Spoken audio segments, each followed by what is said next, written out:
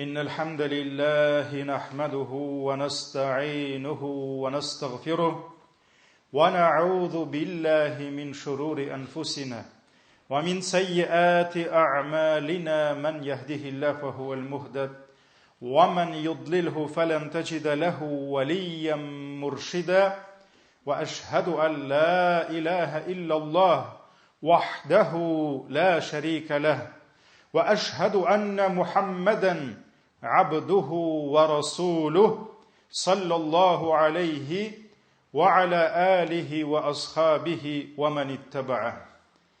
Ғаламнарны юктан бар кылып, безне үзенең күпмегенә санасак та санап бетерә алмаслык хөрмәтләрендә, киң нигъмәтләрендә яшәтүче Раббыбыз Аллаһ Тәгаләгә мең шөкерләребез, мактау ва улуглауларыбыз булсын. Җирләргә дә, күкләргә дә Аллаһ Тәгаләнең рәхмәте булып килгән. Безгә шушы хак динебезне өйрәткән сөекле пәйгамбәребезгә күңел төрләребездән чыккан дугаларыбыз Аллаһ Тәгаләнең сәламе һәм салаваты булсын. Аллаһ Тәгалә Куръани Кәримдә әйтә: "Аллазина аману ва татмаинну кулубухум bizikrillah. Ala bizikrillahi tatmainnul qulub." Kimler Allahu Teala'ga iman kitirdiler hem alarının yürekleri Allah'ını iske aludan, Allah'ını zikir itüden tanışlık taptıdı. Ala bizikrillahi tatmainnul qulub di. Hem Allah Teala bizge sırau bilgisi bilen ayta. Alla Allah'ını zikir itip kine yürekler özlerinin tanışlığın tapmamadı. Ra'd suresi 28. ayet. Zikirlerinin, Allahu Teala'nı iske alularının, Allahu Teala'nı büyüklevlerinin, ona tesbih, tekbir eytülerinin de en zorusu, en izgisi Allahu Teala'nın kitabın oku. Yani Kur'an okudur. Çünkü Kur'an, ol Allah'ın sözleri, sözlerinin de en maturu, en hayırlısı, en dürüsü, kişiler için en gıybretlisi hem en faydalısıdır.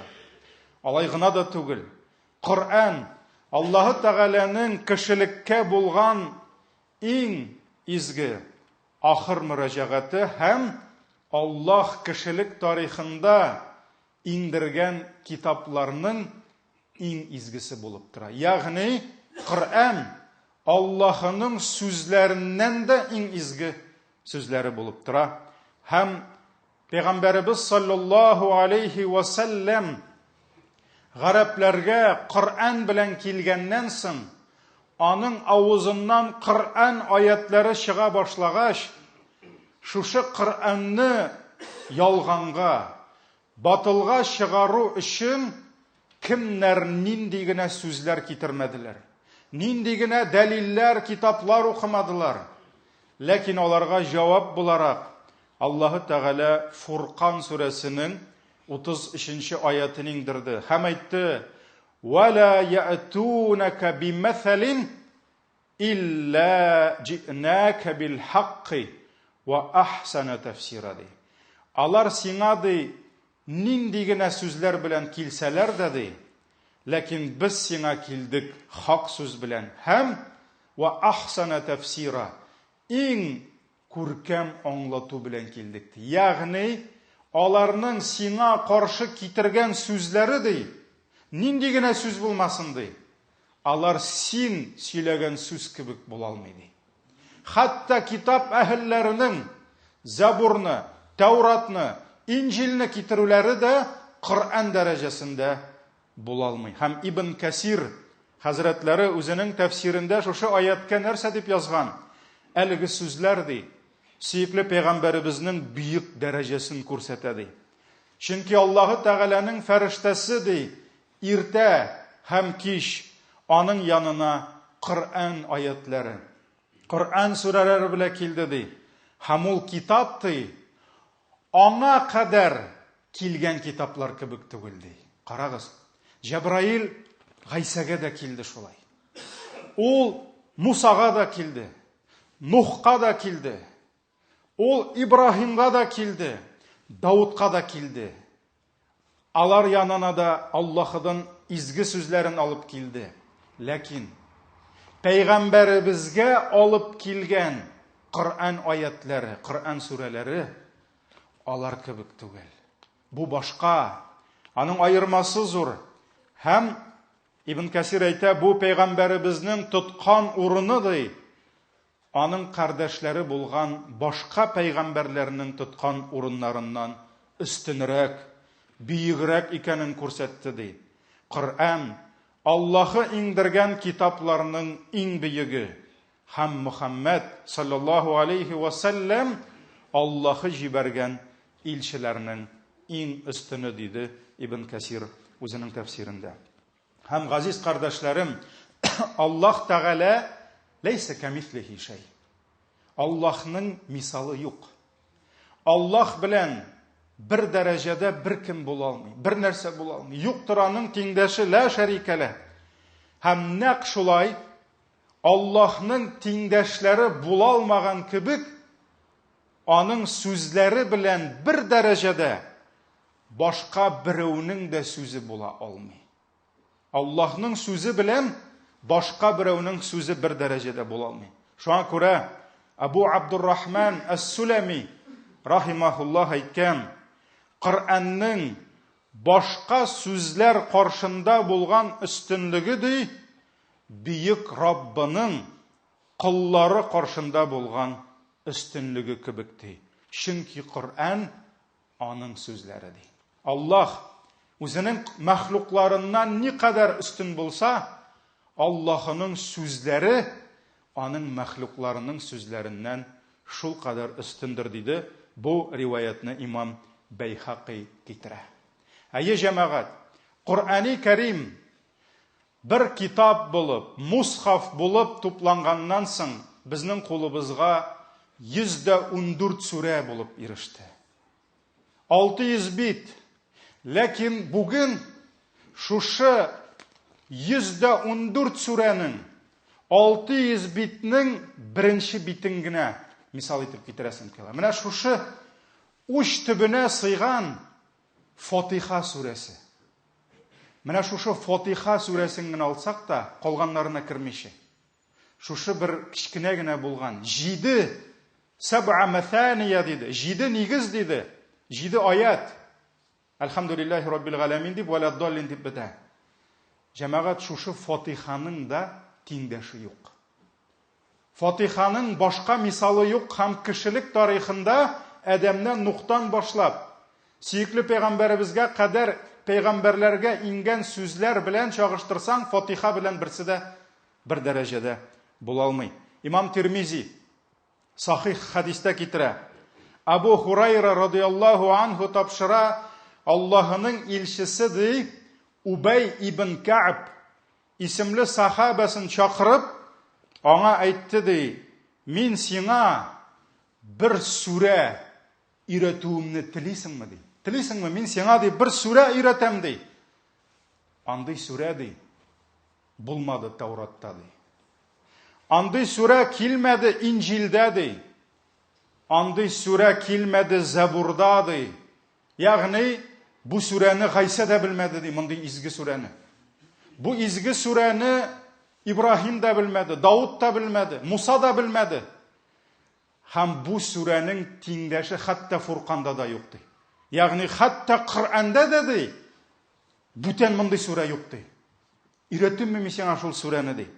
Шуннан соң Убай, "Әйе, я Расулаллаһ, өйрәт" диде. Пәйгамбәребез саллаллаһу алейхи ва саллям аннан, "Син намазыңда ничек укыйсың әйт әле" диде. Һәм ул Коръәннең анасын укыды. Ягъни Коръәннең анасы Фатиха сүрәсен укыды. Һәм Пәйгамбәребез саллаллаһу алейхи ва саллям әйтте, "Җанымның хуҗасы булган Аллаһ белән ант итеп әйтәм" ди. Тауратта да, Инҗилдә дә, Забурда да, хәтта Фурканда, Коръәннең үзендә дә аның кебек башка бер сүрәдә юк ди. Шуңа күрә менә бу җәмәгать 114 сүрәнең берсе турында гына килә. Фатиха сүрәсе. Biz ул сүрәне укыйбыз. Көненә 20, әгәр дә фарызларны гына алсак, 20дән әзрәк, 30 тапкыр, 40 тапкыр сөннәтләр белән 50-60 тапкыр укыйбыз. Бәлки көненә 100 тапкыр укыйбыз, ләкин үзебез дә аңламыйбыз. Безнең телләребез нинди бөек сүзләрне укыганын.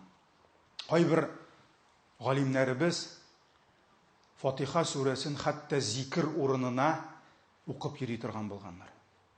10 тапкыр укыганнар. Кайберләре 100 тапкыр кабатлый тора. Мин әйтмим хәзер сөннәттә шундый бер бар, шундый хадис бар дип юк.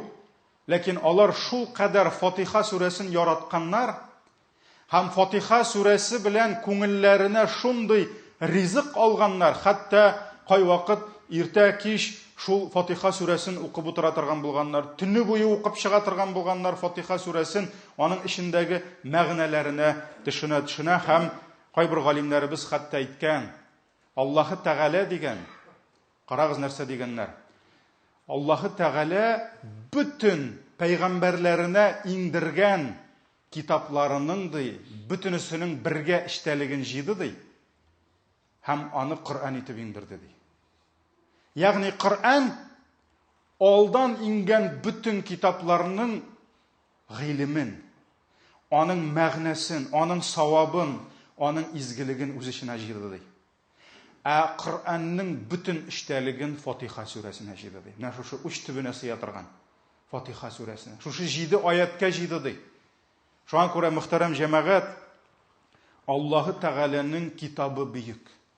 Аллаһы Тәгаләнең китабында булган һәрбер сүрә бөек. Һәм шушы бөеклеккә ирешү өчен без Аллаһының китабында булырга тиеш. Аллаһының китабына якын булырга тиеш.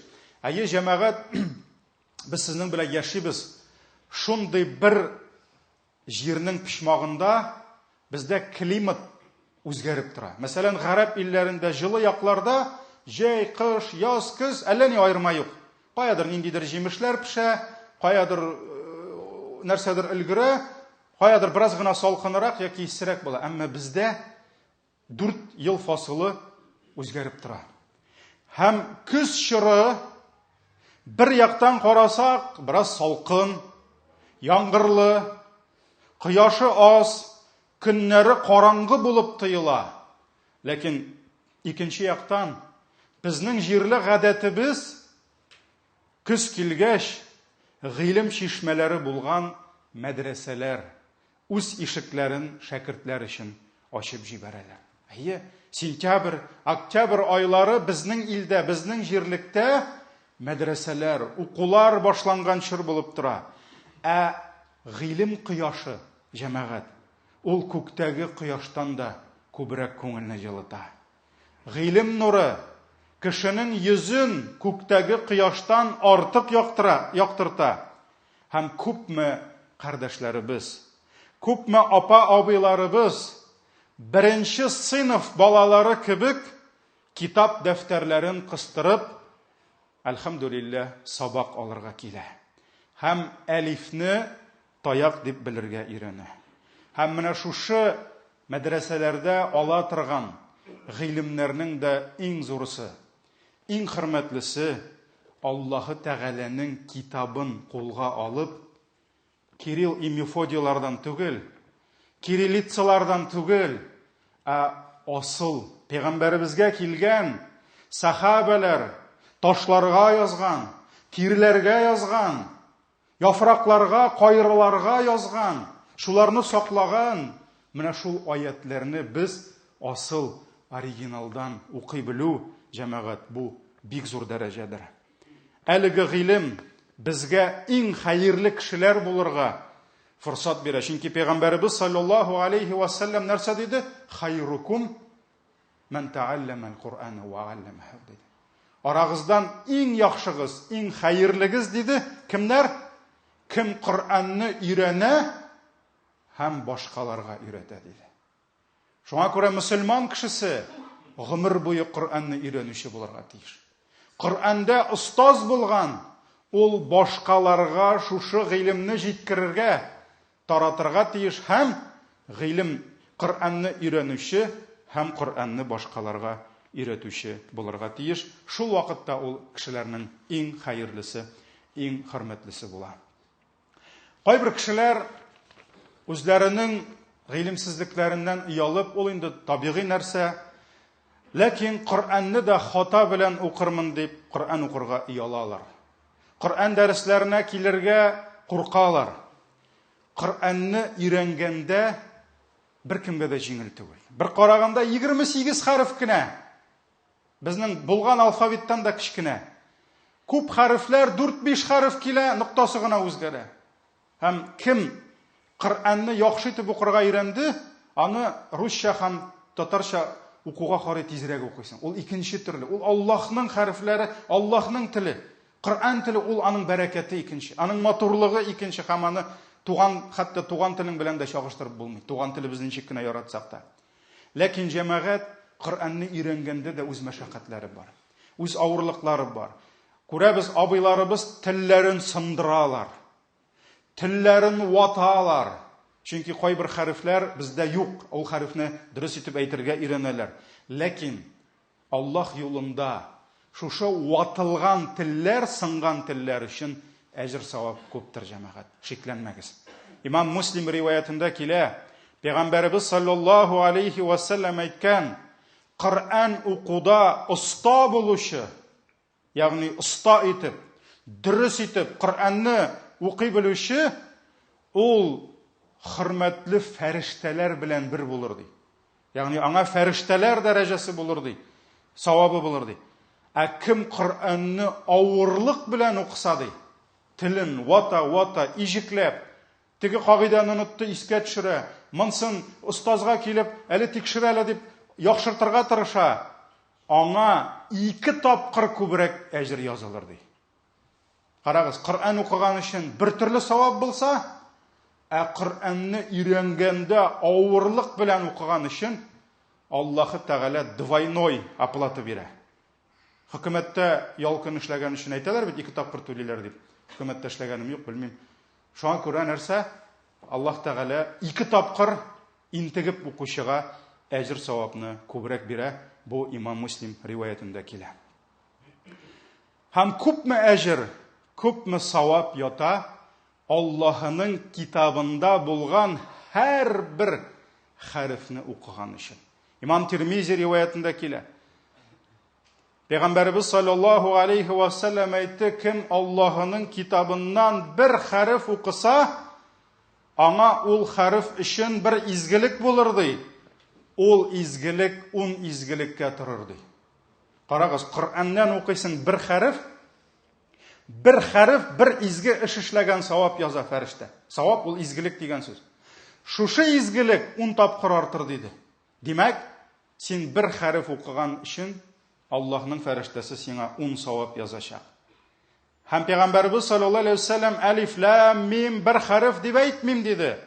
Алиф бер хәреф, лам икенче хәреф, мим өченче хәреф диде. Һәм җәмәгать кайтабыз кичкенә генә, ләкин дәрәҗәсе хисапсыз зур булган Фатиха сүрәсенә генә. Фатиха сүрәсендә йөзләп хәреф.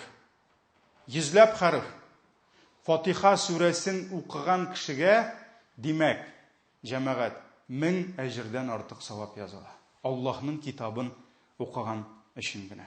Һәм кыямәт көнендә дә күпме шатлык, күпме сөенечләр көтә Коръән әһелләрен. Кишләрен Коръән белән үткәргән бәндәләрне. Коръәнне укырга өйрәнгән, Коръән белән гамәл кылган, Коръән белән үзенең тормышын төзәткән кешеләргә күпме саваплар көтә. Алар иң зур хөрмәттә, иң өстен дәрәҗәләрдә, иң югары урыннарда булырлар. Әбу Дауд, Имам Тирмизи риваятларында килә, Абдулла ибн Амр ибн ал-Ас тапшыра, Пәйгамбәрбез саллаллаһу алейхи ва саллям әйткән: кыямәт көнендә Коръән әһелен чакырырлар ди. Ягъни Коръәнне яратучы, Коръәнне өйрәнүче, Коръән белән гамәл кылучы ул әһлул Коръән булачак. Коръән әһеле булачак. Һәм шушы Коръән әһелен чакырып, нәрсә дип әйтерләр? Укы. Һәм күтәрел дип әйтер ди. Һәм ул аят укыган сайын бер баскыч өскә менер. Бер аят укыр, бер баскыч. 100 аят укыр, 100 баскыч. 200 аят укыса, 200 баскыч. Һәрбер аяты өчен һәм Коръәнне дөньяда ничек ачык итеп укыган булсаң, шулай укыды. Синең урының укыячак соңгы аятың белән бергә булыр ди.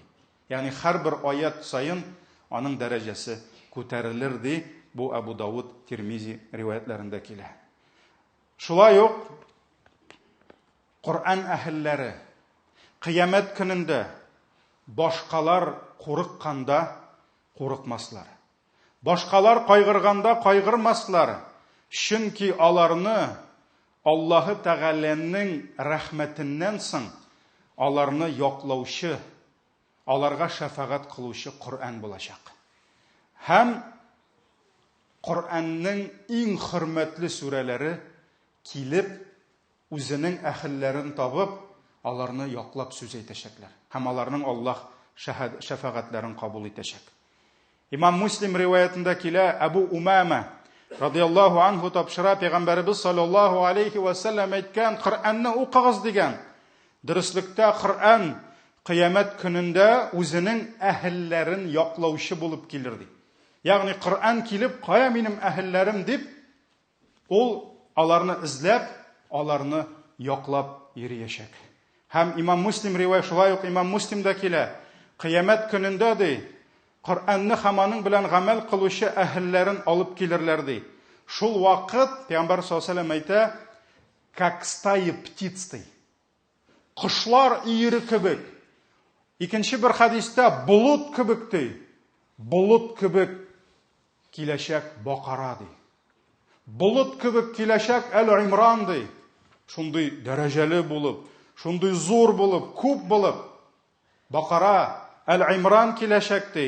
Һәм алар үз әһелләрен табып, шуларны яклый башлаячаклар ди. Ягъни, я Раббым, төннәрен мине укыды, мәсәлән, Бакараны. Я Раббым, күпме гомерен мине өйрәнеп, мәсәлән, Әл-Имранны үткәрде.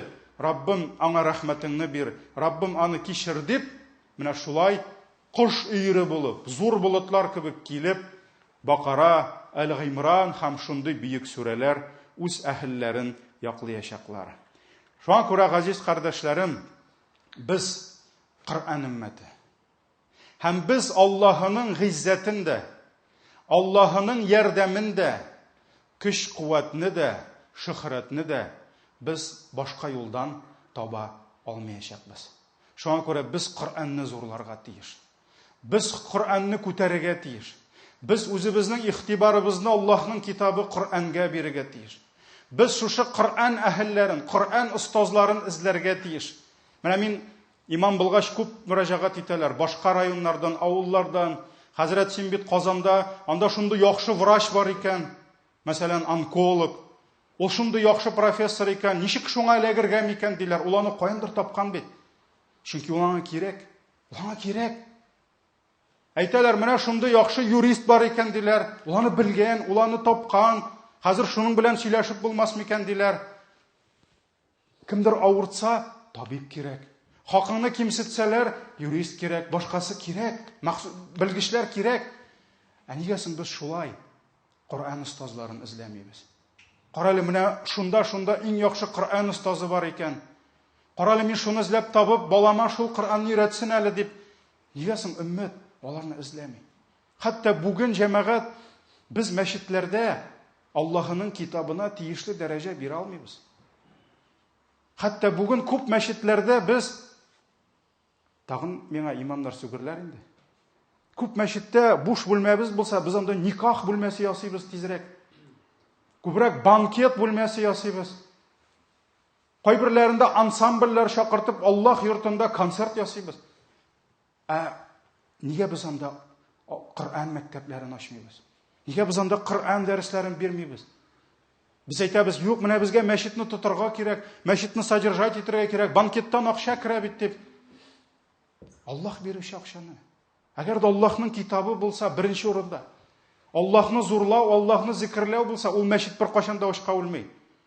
Аллаһ юлында эшләгән бер мулланың да ашка үлгәнен күргәнем юк. Аш заманнарда да үз халкына ачлык заманнарында да үз халкына хезмәт иткән мулланы үтермәгәннәр. Баласы да үлмәгән ашка. Шуңа күрә Аллаһның китабын зурларга кирәк. Аллаһ йортларында Аллаһның китабы булырга тиеш. Һәм шул вакытта Аллаһның бәрәкәте дә, безгә ярдәме дә булыр җәмәгать. Мәдрәсәгә килегез. Арабызда бар 1 ел намаз укучылар. Әле хәреф өйрәнә башламаганнар.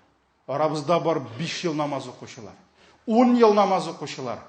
Әле һаман Аллаһның китабын асыл хәрефләрдән уку ләззәтен һаман тоймаганнар. Шуңа күрә барыгыз, остазларны табыгыз, изләгез, Аллаһның китабын өйрәнегез. Әле бит гомер буе шушы китапны өйрәнәсебез бар. Әле ул Аллаһның бөек китабын укый башлау, тәҗвид кагыйдәләр, ул бит әле 1-нче сыйныф кына. Әле безнең аның тәфсирен өйрәнәсебез бар. Әле ул аятларда Аллаһның безгә булган сүзләрен ишетәсебез бар.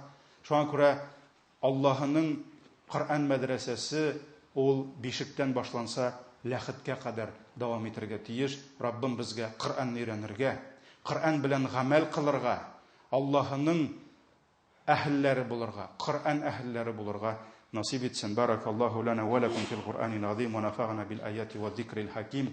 إنه هو الغفور الرحيم